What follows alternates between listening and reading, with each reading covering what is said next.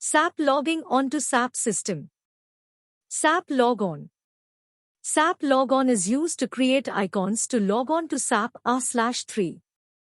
However, the icons created with SAP Logon are not placed in the SAP R/3 Windows group, they are instead shown via the SAP Logon menu.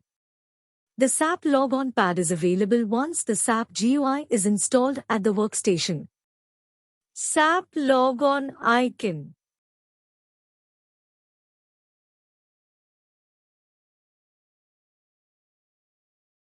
SAP Logon pad. The SAP Logon menu can be thought of as a one-stop shopping store, where end users can choose from logon icons, logon groups, or create new logon icons. Logon icons will log a user onto one specific application server. A logon group will log the user onto one of several application servers depending on which one has the best performance statistics.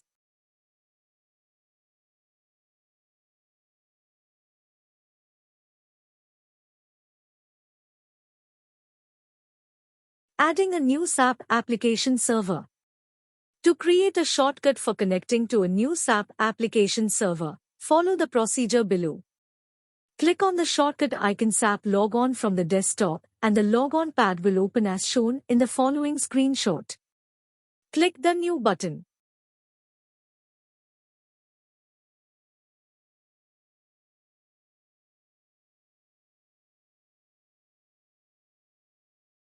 Click on the Next button as shown here.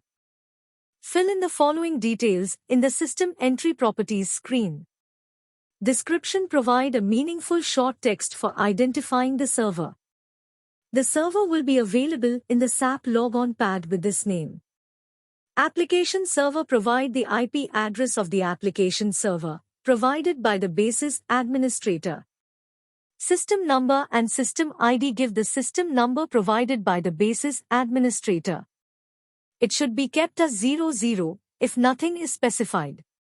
SAP router string: provide the SAP router string if provided by the basis administrator.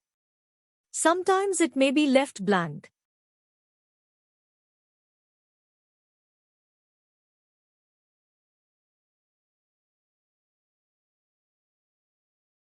Click on Finish to complete the configuration. The newly created SAP application server will now be available in the SAP Logon pad.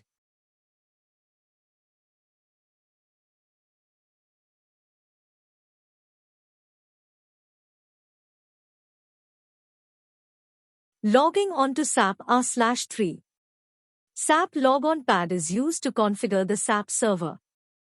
The SAP GUI is used to connect the computer to the SAP system. SAP GUI types. A SAP GUI can be of the following three categories. SAP GUI for Windows environment. SAP GUI for Java environment. SAP GUI for HTML. Follow the procedure given below to log on to the SAP server. Launch the SAP Logon pad. Double-click on the application server, which you need to connect, from the SAP Logon pad. The SAP Logon screen appears.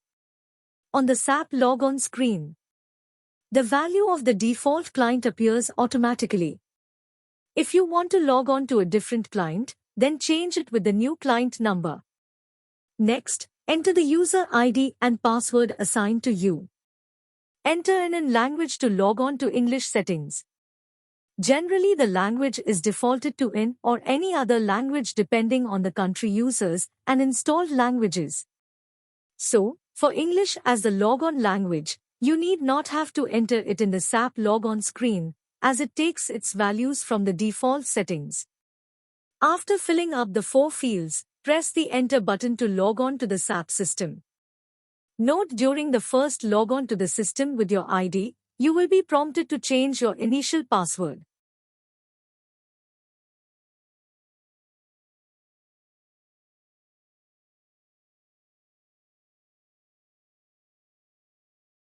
Creating a new password. To change your password, click the New Password button and set the password. Select a new password and then confirm it by typing it again. The asterisk will remain in the password field. Click on the click icon once you are satisfied with your password selection.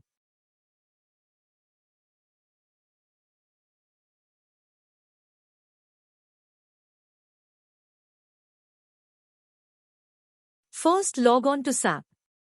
The following screen appears once you log in. The screen has many standard screen attributes and navigation options to different applications. We will discuss all these in subsequent chapters.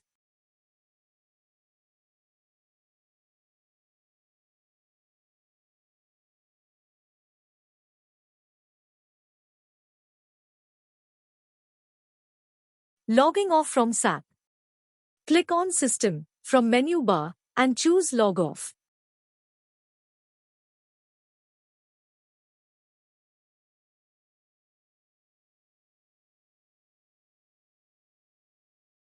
You can also log off by clicking the Log Off button at the upper right corner of the screen. When you log off, a message pops up stating, "Unsaved data will be lost." Do you want to log off? Click Yes if you have already safely posted or saved the transactions you were working on.